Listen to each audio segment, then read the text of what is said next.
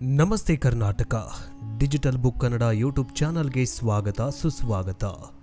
ವಿಶ್ವದ ಅತಿ ದೊಡ್ಡ ಧಾರ್ಮಿಕ ಸಮ್ಮೇಳನದಲ್ಲಿ ಕುಂಭಮೇಳ ಕೂಡ ಒಂದಾಗಿದೆ. ನೀವು ಉಪಗ್ರಹದಿಂದ ತೆಗೆದ ಚಿತ್ರದಲ್ಲೂ ಕೂಡ ಕುಂಭಮೇಳದಲ್ಲಿ ಸೇರಿರುವ ಜನಸಾಗರವನ್ನು ಕಂಡು ಇಡೀ ವಿಶ್ವವೇ ದಬ್ಬಿಬ್ಬಾಗಿದೆ. ಕೋಟ್ಯಾಂತರ ಮಂದಿ ಈ ಕುಂಭಮೇಳದಲ್ಲಿ ಭಾಗವಹಿಸುತ್ತಿದ್ದಾರೆ. ಈಗಾಗಲೇ ಉತ್ತರ ಪ್ರದೇಶದ ತ್ರಿವೇಣಿ ಸಂಗಮದಲ್ಲಿ ಎಲ್ಲಿ ನೋಡಿದ್ರೂ ಸಾಧು ಸಂತರು ನೆರೆದಿದ್ದಾರೆ. ಸುಮಾರು 1 ತಿಂಗಳಿಗೂ ಹೆಚ್ಚು ಕಾಲ ನಡೆಯುವ ಈ ಕಾರ್ಯಕ್ರಮ ವಿಶ್ವದ ಗಮನ ಸೆಳೆತಾಗಿದೆ. ಆದ್ರೀಗ ಇದೇ ಮಹಾಕುಂಭಮೇಳದಲ್ಲಿ ಬರೋಬ್ಬರಿ 500 ವರ್ಷಗಳಿಂದ ಜೀವಂತವಾಗಿರುವ ಒಬ್ಬ ಬಾಬಾ ಓಡೋಡಿ ಬಂದು ಗಂಗಾ ಸ್ನಾನ ಮಾಡಿದ್ದಾರಂತೆ. ಈ ಬಾಬಾ ಸಾಮಾನ್ಯ ಬಾಬಾ ಅಲ್ಲವೇ ಅಲ್ಲ. ಅಂದು ಇಂದಿರಾ ಗಾಂಧಿಯ ಭೇಟಿಯನ್ನ ತಿರಸ್ಕರಿಸಿದ್ದ ಬಾಬಾ ಇಂದಿಗೂ ಕೂಡ ಜೀವಂತವಾಗಿದ್ದಾರಂತೆ.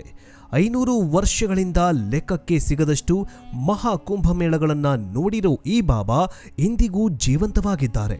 ಹಾಗಾದ್ರೆ ಯಾರು ಈ ಬಾಬಾ? ಈ ದೇವರಾಹ ಬಾಬಾನ ಹೆಸರು ಕೇಳಿದ್ರೆ ಕಾಂಗ್ರೆಸ್ ಯಾಕೆ ತಲೆಬಾಗತ್ತೆ ಗೊತ್ತಾ? 500 ವರ್ಷಗಳವರೆಗೂ ಬದುಕಿ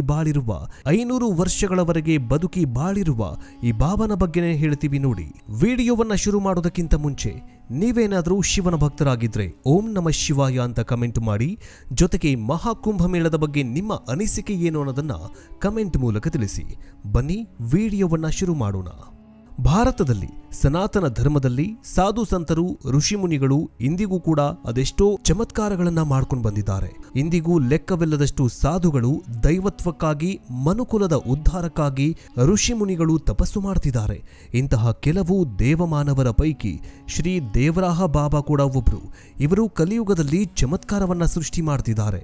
ಇದಿಷ್ಟೇ ಅಲ್ಲದೆ ಈ ಬಾಬಾ ಅವರ ಹೆಸರನ್ನ ತೆಗೆದೇ ಹೋದ್ರೆ ರಾಜಕೀಯ ಆರಂಭನೆಯಾಗುವುದಿಲ್ಲ. ಬೃಹತ್ ಭಾರತದಲ್ಲಿ ಬಾಬಾನ ಕೃಪೆಗೆ ಪಾತ್ರರಾದವರು ಎಷ್ಟೋ ಮಂದಿ ಇದ್ದಾರೆ. ಅಂಥವರಲ್ಲಿ ಅಂತಂದ್ರೆ ಇಂದಿರಾ ಗಾಂಧಿ, ರಾಜೀವ್ ಗಾಂಧಿ, ಲಾಲು ಪ್ರಸಾದ್ ಯಾದವ್, ಡಾಕ್ಟರ್ ಬಾಬು ರಾಜೇಂದ್ರ ಪ್ರಸಾದ್ ಮತ್ತು ನೆಹರು, ಹೀಗೆ ಅನೇಕ ಪ್ರಮುಖ ಗಣ್ಯ ವ್ಯಕ್ತಿಗಳು ಈ ಬಾಬಾನ ಆಶೀರ್ವಾದದಿಂದ ಪುಳುಕಿತರಾಗಿದ್ದಾರೆ. ಒಮ್ಮೆ ಈ ಬಾಬಾನ ಪಾದ ಸ್ಪರ್ಶ ಮಾಡಿ ನಮಸ್ಕರಿಸಿದ್ರು ಅಂತಂದ್ರೆ ಸಾಕು, ಅದೃಷ್ಟವೇ ಕುಲಾಯಿಸ್ತಾ ಇತ್ತು ಅಂತಾನೆ ಅರ್ಥ. ಹೀಗಾಗಿ ಅಂದಿನ ಕಾಲದಲ್ಲಿ ಯಾವ ವಿಧದಲ್ಲೂ ಸಂಪರ್ಕವೇ ಇಲ್ಲದಿದ್ದ ಸಮಯದಲ್ಲಿ ಅವರನ್ನ ದರ್ಶನ ಮಾಡೋದಕ್ಕೆ ಸಹಸ್ರಾರು ಸಂಖ್ಯೆಯಲ್ಲಿ ಜನ ಬರ್ತಾ ಇದ್ರು. ಅವರ ಹುಟ್ಟು ಇಂದಿಗೂ ಕೂಡ ವಿಸ್ಮಯವಾಗಿದೆ. ಅಷ್ಟಕ್ಕೂ ಈ ಬಾಬಾ ಯಾವಾಗ ಹುಟ್ಟಿದ್ರು ಅನ್ನೋದೇ ಯಾರಿಗೂ ಕೂಡ ಗೊತ್ತಿಲ್ಲ. ಒಬ್ಬೊಬ್ರು ಒಂದೊಂದು ಕಥೆಗಳನ್ನ ಹೇಳ್ತಾರೆ. ಇವರಿಗೆ ಈಗ 250 ವಯಸ್ಸು ಆಗಿದೆ ಅಂತ ಒಬ್ರು ಹೇಳಿದ್ರೆ, ಇನ್ನು ಕೆಲವರು 500 ವಯಸ್ಸು ಈ ಬಾಬಾಗಾಗಿದೆ ಅಂತ ಹೇಳ್ತಾರೆ. ಆದರೆ ಮತ್ತೊಂದು ಸೋಜಿಗದ ಸಂಗತಿ ಏನಂತಂದ್ರೆ, ಇಂದಿಗೂ ಶರೀರಿಗಳಾಗಿ ನಿಮ್ಮ ನಡುವೆ ಇದ್ದಾರಂತೆ ಈ ಬಾಬಾ, ಅಂದ್ರೆ ಜೀವಂತವಾಗಿದ್ದಾರಂತೆ. ಇವರ ಸಾಧನೆಯ ಹಿರಿಮೆ ಎಂಥದ್ದಂತಂದ್ರೆ ಎಂಥದ್ದೇ ಶಕ್ತಿಯನ್ನ ಯಾವುದೇ ವಾತಾವರಣದಲ್ಲಿ ಇವರು ಬದುಕ್ತಾರಂತೆ. ಈಗ ಇದೇ ಬಾಬಾ 144 ವರ್ಷಗಳ ಬಳಿಕ ನಡೀತಾ ಇರುವ ಮಹಾ ಕುಂಭಮೇಳಕ್ಕೆ ಬಂದು ಅಮೃತ ಸ್ನಾನ ಮಾಡಿದ್ದಾರೆ ಅಂತ ಅಲ್ಲಲ್ಲಿ ಭಾರಿ ಚರ್ಚೆಗೆ ಕಾರಣವಾಗ್ತಾ ಇದೆ. ಅಲ್ಲದೆ ನಾಗಾ ಸಾಧುಗಳು ಮೊದಲು ಮಾಡುವ ಅಮೃತ ಸ್ನಾನದಲ್ಲಿ ದೇವರಾಹ ಬಾಬಾ ಅವರು ಕೂಡ ಪಾಲ್ಗೊಂಡಿದ್ರು ಅನ್ನೋ ಮಾತುಗಳು ಹರಿದಾಡ್ತಾ ಇದೆ. ಅಷ್ಟಕ್ಕೂ ಯಾರು ಈ ದೇವರಾಹ ಬಾಬಾ? ಇವರ ಹಿನ್ನೆಲೆಯನ್ನು, ನಿಜಕ್ಕೂ ಇವರು 500 ವರ್ಷಗಳಿಂದ ಬದುಕಿದ್ದಾರಾ ಅನ್ನೋ ಕೆಲವೊಂದಿಷ್ಟು ಕುತೂಹಲಕಾರಿ ವಿಚಾರಗಳನ್ನ, ವಿಸ್ಮಯಗಳನ್ನ ತಿಳಿದುಕೊಳ್ಳೋಣ ಈ ವಿಡಿಯೋದಲ್ಲಿ. ಅಯೋಧ್ಯ ಶ್ರೀರಾಮ ಮಂದಿರಕ್ಕೋಸ್ಕರ ಅನೇಕ ಹೋರಾಟಗಳು ನಡೆದಿವೆ, ಅನೇಕ ಬಲಿದಾನಗಳೂ ಆಗಿವೆ. ಸರಯೂ ನದಿ ತಟದಲ್ಲಿ ಅನೇಕ ಸಾಧು ಸಂತರು ಚಳುವಳಿ ಮಾಡಿದ್ರು. ಆದ್ರೆ ಇದೇ ದಿನ ಶ್ರೀರಾಮ ಮತ್ತೆ ಅಯೋಧ್ಯೆಗೆ ಬರ್ತಾನೆ ಎನ್ನೋ ಭವಿಷ್ಯವನ್ನ ಇದೇ ದೇವರಾಹ ಬಾಬಾ ನುಡಿದಿದ್ರು. ಹೌದು, 35 ವರ್ಷಗಳ ಹಿಂದೆಯೇ ದೇವರಾಹ ಬಾಬಾ ನುಡಿದ ಭವಿಷ್ಯ ಸುಳ್ಳಾಗಲಿಲ್ಲ. ಜನವರಿ 22ರಂದು ಅಯೋಧ್ಯೆಯಲ್ಲಿ ಹೊಸದಾಗಿ ನಿರ್ಮಾಣವಾಗಿರುವಂತಹ ರಾಮ ಮಂದಿರವನ್ನ ಈಗಾಗಲೇ ಕಣ್ತುಂಬಿಕೊಳ್ತಾ ಇದೆ ಇಡೀ ವಿಶ್ವ. ಜನವರಿ 22, 2024ರಂದು ಇದೇ ದಿನ 500 ವರ್ಷಗಳ ನಂತರ ಶ್ರೀರಾಮ ತನ್ನ ಸಿಂಹಾಸನದ ಮೇಲೆ ಕುಳಿತುಕೊಳ್ಳಲಿದ್ದಾರೆ. ಹಲವು ವರ್ಷಗಳ ರಾಮ ಮಂದಿರ ಮತ್ತು ಬಾಬರಿ ಮಸೀದಿ ವಿವಾದ ನಂತರ ರಾಮಲಲ್ಲಾ ಸ್ಥಾಪನೆಯಾಗಲಿದ್ದಾನೆ. ಹೀಗೆ ಉತ್ತರ ಪ್ರದೇಶದ ವೃಂದಾವನ ಭವಿಷ್ಯಕಾರ ಭವಿಷ್ಯವನ್ನ ನುಡಿದಿದ್ರು. ಆ ಭವಿಷ್ಯ ಈಗ ನಿಜವಾಗಿದೆ. ಉತ್ತರ ಪ್ರದೇಶದ ಡಿಯೋರಿಯಾ ಜಿಲ್ಲೆಯ ನಿವಾಸಿಯಾಗಿದ್ದಂತಹ ದೇವರಾಹ ಬಾಬಾ ಅವರನ್ನ ಮಹಾನ್ ಸಂತರಲ್ಲಿ ಒಬ್ಬರು ಅಂತ ಪರಿಗಣಿಸಲಾಗುತ್ತೆ. ವಿವಿಧ ಪವಾಡಗಳು, ವಿಭಿನ್ನ ಘಟನೆಗಳಲ್ಲಿ ಜನರನ್ನ ಆಶ್ಚರ್ಯಚಕಿತಗೊಳಿಸುತ್ತಾರೆ. ದೇವರಾಹ ಬಾಬಾ ಅವರ ಭವಿಷ್ಯ ಸತ್ಯವಾಗಿದ್ದು, ಇವರ ಫೋಟೋವನ್ನ ಅಯೋಧ್ಯ ರಾಮ ಮಂದಿರದ ಆಹ್ವಾನ ಪತ್ರಿಕೆಯಲ್ಲಿ ದೇವರಾಹ ಬಾಬಾ ಫೋಟೋವನ್ನ ಹಾಕಲಾಗಿದೆ. ದೇವರಾಹ ಬಾಬಾ ಅವರು ಇಂದಿಗೂ ಜೀವಂತವಾಗಿ ಬದುಕಿದ್ದಾರೆ. 1982ರಲ್ಲಿ ಈವರೆಗೆ ವಯಸ್ಸೇ ಆಗದೇ ಇರುವ ಯೋಗಿ ಅನ್ನೋ ಬಿರುದು ಸಿಕ್ಕಿತು. 19 ಜೂನ್ 1999ರ ತನಕ ಇವರ ವಯಸ್ಸನ್ನ ಲೆಕ್ಕ ಹಾಕಲಾಗಿದೆ.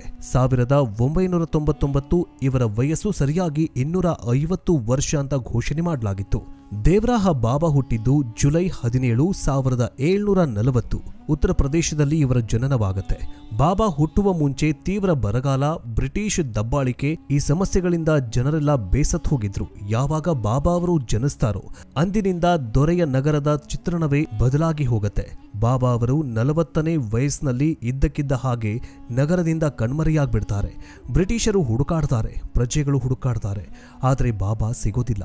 1890ರಲ್ಲಿ ಕಣ್ಮರೆಯಾಗಿದ್ದ ಬಾಬಾ ಅವರು ಮತ್ತೆ ಕಾಣಿಸೋದು 1960ರಲ್ಲಿ ಯಮುನಾ ನದಿಯ ದಡದಲ್ಲಿ ತಪಸ್ಸು ಮಾಡ್ತಾ ಇದ್ದ ಭಂಗಿಯಲ್ಲಿ ಕಂಡು ಬರ್ತಾರೆ. ಯಮುನಾ ನದಿಗೆ ಸ್ನಾನಕ್ಕೆ ಬರುವ ಭಕ್ತರು ಹಾಗೆ ಬಾಬಾ ಅವರ ದರ್ಶನ ಮಾಡಿಕೊಂಡು ಹೋಗ್ತಾ ಇದ್ರು. ನಂತರ ಭಕ್ತರ ಕಷ್ಟಗಳು ನಿವಾರಣೆಯಾಗೋದಕ್ಕೆ ಶುರುವಾಗತ್ತೆ. ಬಾಬಾ ಅವರು ಯಮುನಾ ನದಿಯಲ್ಲಿ ಭಕ್ತರ ಕಷ್ಟಗಳನ್ನ ಪರಿಹಾರ ಮಾಡ್ತಿದ್ದಾರೆ ಅಂತ ಗೊತ್ತಾಗಿದೆ ತಕ್ಷಣ ಪ್ರತಿದಿನ ಸಾವಿರಾರು ಸಂಖ್ಯೆಯಲ್ಲಿ ಭಕ್ತರು ಬಾಬಾರ ದರ್ಶನಕ್ಕೆ ಬರ್ತಾ ಇದ್ರು. ಭಕ್ತರು ಬಾಬಾ ಅವರೇ ನಿಮಗೆ ವಯಸ್ಸೆಷ್ಟಾಗಿದೆ ಅಂತ ಕೇಳಿದಾಗ ಬಾಬಾ ನನಗೀಗ 220 ವಯಸ್ಸು ಅಂತ ಹೇಳ್ತಾ ಇದ್ರು. ಬಾಬಾ ಅವರು ಒಂದಿನ ನನಗೆ 220 ವಯಸ್ಸು ಅಂತ ಹೇಳಿದಾಗ ಈ ವಿಚಾರ ಅಂದಿನ ಭಾರತದ ಪ್ರಧಾನಿಯಾಗಿದ್ದ ಜವಾಹರ್ಲಾಲ್ ನೆಹರು ಅವರಿಗೂ ಕೂಡ ತಲುಪತ್ತೆ. ನಂತರ ಲಿಪ್ ಆರ್ಟ್ ಕಮಿಟಿ ರಚನೆ ಮಾಡಿ ಬಾಬಾ ಅವರ ತನಿಖೆ ನಡೆಸಲಾಗತ್ತೆ, ರಿಸರ್ಚ್ ಕೂಡ ಮಾಡಲಾಗತ್ತೆ. ತನಿಖೆಯಲ್ಲಿ ಎಲ್ಲಾ ಸತ್ಯ ಹೊರಗಡೆ ಬರುತ್ತೆ. ಕಣ್ಮರೆಯಾಗಿದ್ದ ದೇವರಾಹ ಬಾಬಾ ಇವರೇ ಅಂತ ಸಾಬೀತಾಗತ್ತೆ. ಇಂದಿಗೂ ಕೂಡ ಬಾಬಾ ಅವರು ಬದುಕಿದ್ದಾರೆ ಅಂತ ಹೇಳಲಾಗತ್ತೆ. ಇಷ್ಟೆಲ್ಲ ಪವಾಡಗಳನ್ನ ಮಾಡಿರೋ ದೇವರಾಹ ಬಾಬಾ 35 ವರ್ಷಗಳ ಹಿಂದೆಯೇ ಪ್ರಭು ಶ್ರೀರಾಮನ ಮೂರ್ತಿಯ ಪ್ರಾಣ ಪ್ರತಿಷ್ಠಾಪನೆಯಾಗಲಿದೆ ಅಂತ ಹೇಳಿದ್ರು. ದೇವರಾಹ ಬಾಬಾ ಭಾರತದ ಇತಿಹಾಸದಲ್ಲೇ ಅತ್ಯಂತ ಶ್ರೇಷ್ಠ ಯೋಗಿಗಳಲ್ಲಿ ಒಬ್ರು ಅಂತ ಪರಿಗಣಿಸಲಾಗುತ್ತೆ. ಅತ್ಯುನ್ನತ ದೈವಿ ಶಕ್ತಿಯುಳ್ಳ ಮಹಾಯೋಗಿ ಮತ್ತು ಅವಧೂತನಂತ ಪರಿಗಣಿಸಲಾಗುತ್ತೆ. ದೇವರಾಹ ಬಾಬಾ ಒಬ್ಬ ಸಿದ್ಧಿಪುರುಷ ಮತ್ತು ಹಠಯೋಗಿ. ದೇವರಾಹ ಬಾಬಾ ಅವರ ಜನನದ ಬಗ್ಗೆ, ವಯಸ್ಸಿನ ಬಗ್ಗೆ ಇಂದಿಗೂ ಕೂಡ ಅಸ್ಪಷ್ಟವಾದ ಮಾಹಿತಿ ಸಿಗತ್ತೆ. ಬಾಬಾ ಸುಮಾರು 500 ವರ್ಷಗಳಿಂದಲೂ ಜೀವಂತವಾಗಿದ್ದಾರೆ. ಮೊಘಲ್ ಆಳ್ವಿಕೆಯ ಕಾಲದಲ್ಲಿ ಇವರು ಜನನವಾಯಿತು ಅಂತ ಕಥೆಗಳು ಹೇಳುತ್ತೆ. ಆದರೆ ಇವರು ಜನಿಸಿದ್ದು ಉತ್ತರ ಪ್ರದೇಶದ ಡಿಯೋರಿಯಾ ಜಿಲ್ಲೆಯಲ್ಲಿ ಅಂತ ನಂಬಲಾಗಿದೆ. ಇವರು ಯೋಗ ಸಿದ್ಧಿ ಅಂತಂದ್ರೆ ಓರ್ವ ವ್ಯಕ್ತಿಯ ಚಹರೆಯನ್ನ ನೋಡಿದ್ರೆ ಸಾಕು ಅವರ ಆಲೋಚನೆಗಳನ್ನ ಹೇಳುವ ಮತ್ತು ತಿಳಿದುಕೊಳ್ಳುವ ಸಾಮರ್ಥ್ಯ ಇತ್ತು. ಹೀಗಾಗಿ ಬಾಬಾರ ಆಶೀರ್ವಾದ ಪಡೆಯುವುದಕ್ಕೆ ಸಾಮಾನ್ಯ ರಾಜಕಾರಣಿಗಳು, ಕೈಗಾರಿಕೋದ್ಯಮ, ಚಲನಚಿತ್ರ ತಾರೆಯರು ಮತ್ತು ಉನ್ನತ ಅಧಿಕಾರಿಗಳ ದಂಡೆ ಅವರ ಬಳಿ ಬರ್ತಾಗಿತ್ತು. ಸುಮಾರು 60 ದಶಕಗಳ ಹಿಂದೆ ದೇವರಾಹ ಬಾಬಾ ಅವರ ಪವಾಡಗಳನ್ನು ಕಂಡಿದ್ದ ಕೆಲವರು ಅವರ ಶಕ್ತಿಯನ್ನ ನೋಡಿರಲಿಲ್ಲ, ಅವರ ಶಕ್ತಿಯನ್ನ ಉಲ್ಲೇಖ ಮಾಡಿದ್ರು. ಇವುಗಳಲ್ಲಿ ಪ್ರಮುಖವಾದವು ಅಂತಂದ್ರೆ ಬಾಬಾ ಒಂದು ಸ್ಥಳದಿಂದ ಮತ್ತೊಂದು ಸ್ಥಳಕ್ಕೆ ಹೋಗೋದಕ್ಕೆ ಯಾವುದೇ ವಾಹನವನ್ನ ಬಳಸ್ತಾ ಇರಲಿಲ್ವಂತೆ. ಹಾಗೆ ಅವರು ಹೋಗೋದನ್ನ ಯಾರೂ ನೋಡೇ ಇರಲಿಲ್ವಂತೆ. ಆದರೆ ನಿಗದಿತ ಸ್ಥಳಕ್ಕೆ ಸಮಯಕ್ಕೆ ಸರಿಯಾಗಿ ಹಾಜರಾಗ್ತಾ ಇದ್ರು. ಆದ್ರೆ ಒಮ್ಮೆ ಮಾತ್ರ ತುಂಬಿ ಹರಿತಾ ಇದ್ದ ಗಂಗಾ ನದಿಯಲ್ಲಿ ನಡೆದುಕೊಂಡು ಬರ್ತಾ ಇದ್ದದನ್ನ ಕೆಲವರು ನೋಡಿದ್ರು ಅಂತ ಉಲ್ಲೇಖ ಮಾಡಲಾಗುತ್ತೆ. ಬಾಬಾರು ಪ್ರತಿ ವರ್ಷ ಮಾಘ ಮಾಸದ ಸಮಯದಲ್ಲಿ ಪ್ರಯಾಗ್ರಾಜ್ಗೆ ಬರ್ತಾಗಿದ್ರು. ಯಮುನಾ ನದಿ ದಡದಲ್ಲಿ ಬೃಂದಾವನದಲ್ಲಿ ಉಸಿರನ್ನ ಬಿಗಿಯಾಗಿ ಹಿಡಿದು 1 ಗಂಟೆಗಳ ಕಾಲ ಜಲಸ್ತಂಭನ ಯೋಗವನ್ನ ಮಾಡ್ತಾ ಇದ್ರಂತೆ ದೇವರಾಹ ಬಾಬಾ. ತಮ್ಮ ವಯಸ್ಸಲ್ಲಿ ತಪ ಸಾಧನೆಗಳ ಮೂಲಕ ಯಾರಿಂದಲೂ ಕೂಡ ಯಾವತ್ತೂ ಏನನ್ನು ಕೂಡ ಹೇಳಿಕೊಂಡಿರಲಿಲ್ಲ. ಆದರೆ ಅವರೊಂದಿಗೆ ಇದ್ದ ಮಂದಿಗಂತೂ ಅವರ ಪವಾಡಗಳು, ಶಕ್ತಿಗಳ ಬಗ್ಗೆ ಕೇಳಿ ತಿಳಿದುಕೊಳ್ಳುವ ಉತ್ಸುಕತೆಯಂತೂ ಇತ್ತು. ಇನ್ನು ದೇಶದಲ್ಲಿ ತುರ್ತು ಪರಿಸ್ಥಿತಿಯ ನಂತರ ನಡೆದ ಚುನಾವಣೆಯಲ್ಲಿ ಇಂದಿರಾ ಗಾಂಧಿ ಸೋತು ಹೋಗ್ತಾರೆ. ಆಗ ದೇವರಾಹ ಬಾಬಾ ಅವರ ಬಳಿ ಬಂದು ಆಶೀರ್ವಾದ ಪಡೆಯಲು ಇಂದಿರಾ ಗಾಂಧಿ ತೆರಳುತ್ತಾರೆ. ಬಾಬಾ ಅವರು ತಮ್ಮ ಹಸ್ತವನ್ನ ಇಂದಿರಾ ಗಾಂಧಿಯ ನೆತ್ತಿಯ ಮೇಲೆ ಇಟ್ಟು ಆಶೀರ್ವಾದ ಮಾಡಿದ್ರಂತೆ. ಅಲ್ಲಿಂದ ಹಿಂತಿರುಗಿದ ನಂತರ ಇಂದಿರಾ ಗಾಂಧಿ ಕಾಂಗ್ರೆಸ್ಸಿನ ಚುನಾವಣೆಯ ಚಿಹ್ನೆಯನ್ನ ಹಸ್ತ ಅಂತ ನಿರ್ಧಾರ ಮಾಡ್ತಾರೆ. ಈ ಚಿಹ್ನೆಯ ಮೇಲೆ 1980ರಲ್ಲಿ ಇಂದಿರಾ ಗಾಂಧೀಜಿಯವರು ನೇತೃತ್ವದಲ್ಲಿ ಕಾಂಗ್ರೆಸ್ ಭಾರೀ ಬಹುಮತವನ್ನ ಗಳಿಸುತ್ತೆ ಮತ್ತು ಅವರು ದೇಶದ ಪ್ರಧಾನಿಯೂ ಕೂಡ ಆಗ್ತಾರೆ. ಇನ್ನು ಬಾಬಾ ಅವರ ರಹಸ್ಯಗಳನ್ನು ಒಮ್ಮೆ ತಿಳಿದುಕೊಂಡ್ರೆ ನಿಜಕ್ಕೂ ಹುಬ್ಬೇರಿಸುವಂತೆ ಮಾಡುತ್ತೆ. ಇನ್ನೊಂದು ವಿಷಯ ಏನಪ್ಪಾ ಅಂತಂದ್ರೆ ಪ್ರತಿ 12 ವರ್ಷಕ್ಕೊಮ್ಮೆ ನಡೆಯುವ 12 ಮುಖ್ಯ ಕುಂಭಗಳಲ್ಲಿ ದೇವರಾಹ ಬಾಬಾ ಬಂದು ಗಂಗೆಯಲ್ಲಿ ಮಿಂದು ಹೋಗ್ತಾ ಇದ್ದಾರೆ ಅನ್ನುವಂತಹ ಸತ್ಯ ಕೂಡ ದಾಖಲಾಗಿದೆ. ಹೀಗೆ ಜೂನ್ 1991 ದೇವರಾಹ ಬಾಬಾ ಮಹಾಸಮಾಧಿ ಹೊಂದಿದ್ರು ಅನ್ನೋ ದಾಖಲೆಗಳು ಇವೆ. ಅದಕ್ಕೂ ಮೊದಲು ಅವರು ಶಿಷ್ಯರಾದ ದೇವದಾಸ್ ಜಿ ಮತ್ತು ರಾಮ್ ಸೇವಕ್ ದಾಸ್ ಜಿ ಮಹಾರಾಜರಿಗೆ ತಮ್ಮ ಶಕ್ತಿ ಜ್ಞಾನವನ್ನ ಅನುಗ್ರಹಿಸಿ ತಪಸ್ಸಿಗೆ ಕುಳಿತರಂತೆ. ಅಲ್ಲದೆ ಮಹಾಸಮಾಧಿ ಹೊಂದಿದ 1 ವಾರಗಳ ನಂತರ ಅದೇ ಸರಯೂ ನದಿಯ ದಡದಲ್ಲಿ ತಪಸ್ಸಿಗೆ ಕುಳಿತದ್ದನ್ನ ಹಲವರು ನೋಡಿದ್ದಾರಂತೆ. ಅಲ್ಲದೆ ಗಂಗಾ ನದಿಯ ಮೇಲೆ ನಡೆದುಕೊಂಡು ಹೋಗ್ತಾ ಇದ್ದದ್ದನ್ನ ಕೆಲವೊಂದಿಷ್ಟು ಜನರು ನೋಡಿದ್ದಾರೆ. ಹೀಗಾಗಿ ದೇವರಾಹ ಬಾಬಾ ಅವರು ಇಂದಿಗೂ ಜೀವಂತವಾಗಿ ಸರಯೂ ನದಿ ತಟದಲ್ಲೇ ಓಡಾಡ್ತಾ ಇದ್ದಾರೆ ಎನ್ನುವ ನಂಬಿಕೆ ಭಕ್ತರಲ್ಲಿದೆ. ಅಲ್ಲದೆ 144 ವರ್ಷಗಳ ಬಳಿಕ ನಡೀತಾ ಇರುವ ಈ ಮಹಾಕುಂಭಮೇಳದಲ್ಲಿ ಅಮೃತ ಸ್ನಾನವನ್ನ ಮೊದಲು ಮಾಡಿದ್ದು ಇದೇ ದೇವರಾಹ ಬಾಬಾ ಅಂತ ಹೇಳಲಾಗುತ್ತೆ.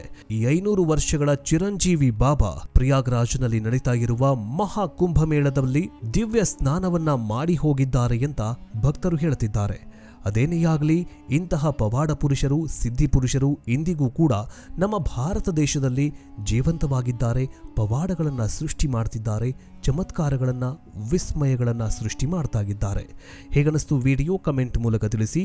ಮುಂದಿನ ವಿಡಿಯೋದಲ್ಲಿ ಮತ್ತೆ ಸಿಗೋಣ. ಜೈ ಹಿಂದ್, ಜೈ ಕರ್ನಾಟಕ.